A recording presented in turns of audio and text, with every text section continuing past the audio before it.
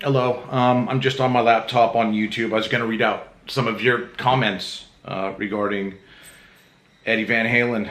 Winterland. Eddie was the first one who made me pick up a guitar 6 years ago. Can't believe he's gone at only 65. Yeah, it's 65 is not old, you know, and cancer. I just thought we would have had it kind of licked by now, but. Evan Smith. 9-year-old me will never forget hearing Eruption for the first time. It was like watching UFOs. Yeah, that's true. And the sounds that would go on to shape the 80s and beyond. Yeah, the dude was just miles ahead, really. Oh, here we go. Philip Riggins. Great tribute. I never got to meet him, but I saw Van Halen in concert 11 different times over the years.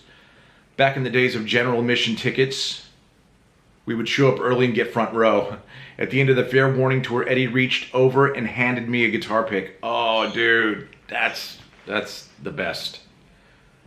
I have it in our safety deposit box along with all my concert ticket stubs. Rest in peace, Edward Van Halen. You were one of a kind. Andy Davis. Doug, this is so devastating I can't even explain. I seen Van Halen open for Sabbath in '78, Jacksonville, Florida. I stood right in front of Eddie. My life has never been the same. Like you said, it's like losing a family member for sure. Doug, I'm 55 now. Guitarist myself because of Eddie. You also, my friend, are an inspiration to me. That's nice. Thank you, dude. Please keep the lessons going. I hope one day to jam with you all the way from North Carolina now. Take care, my friend, and rock on.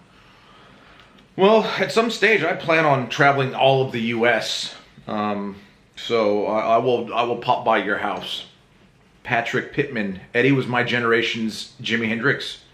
Eddie was my generation's John Lennon. Eddie was my generation's Elvis Presley. My thoughts and prayers are with the Van Halen family. And to all the fans who share in my grief and sadness, thank you, Eddie Van Halen, for all the great music. May you be with God.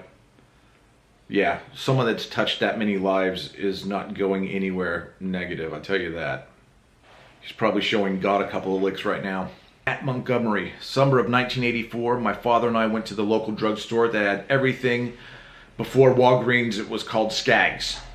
We went in and my dad gave me a $5 bill and said, go ahead and pick out a new tape, son. So I walked over to them and I saw Men at Work Cargo, The Cars, Heartbreak City, and then kept going over to the end and got to the V section and saw the cover of Diver Down. And I thought to myself, Van Halen, but that's covers. Then looked over next to it because tapes weren't stacked like CDs. Shit, there were no CDs in that store. But I saw the numbers 1984 Van Halen, and I grabbed that and went, holy shit, saw the coolest cover art and the angel smoking the cigarette and got the tape. That was the first piece of music I ever purchased at 9 years old, and I played that tape every day that summer and never got sick of it. Shit, later in the summer I had my parents buy my friend on his birthday a copy of it. After that, I started to buy all the great classic tapes and had them all. I remember later, in around 1984, they broke up the next summer and almost cried when I found out from MTV back when it was worth watching.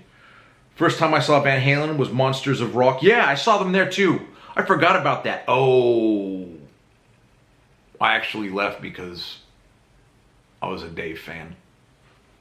Second time was in '94 for Balance tour. I dropped acid. That's cool. And Eddie's guitar solo literally blew my mind. I bet. I dabbed with guitar, but never really got good. My brother shreds and I play bass. My good friend also died on the same day as Eddie and from the same cancer. Oh, that's horrible, man. I'm sorry. Condolences to your friend, man, and his family. I'm going to listen to nothing but Van Halen for the rest of the month. Nothing but Van Halen for the greatest guitarist in the world. Yeah. My buddy Brian, who passed on the 6th, too, was a huge Van Halen fan. Godspeed, Eddie Van Halen. Your music will live on forever.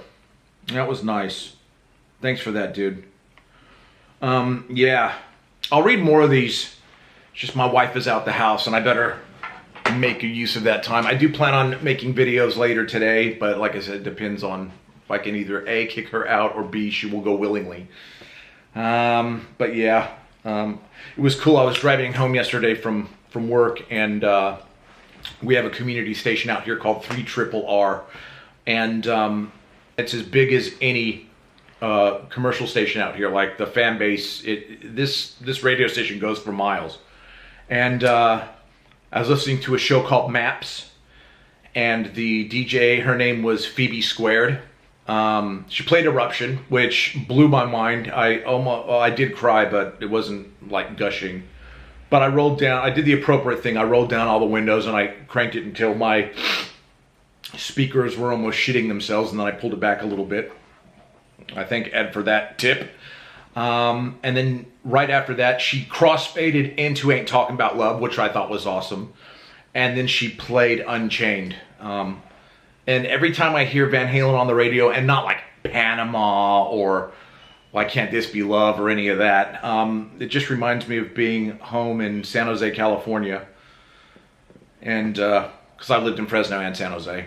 And just like rock radio, even now, like the last time I was back in California, I gotta say, the radio stations in Fresno even kicked ass. I only listen, whatever the rock station is in Fresno, I love it. We don't really have that out here.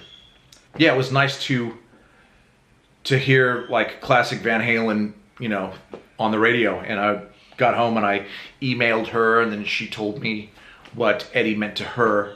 And I'll read that email out, I don't know, later. I'll pop a few of these in every now and then, because it's important that everybody is heard, I'm also trying to find, I want to get Ed here, but I'm trying to find a good 1979 Bumblebee photo.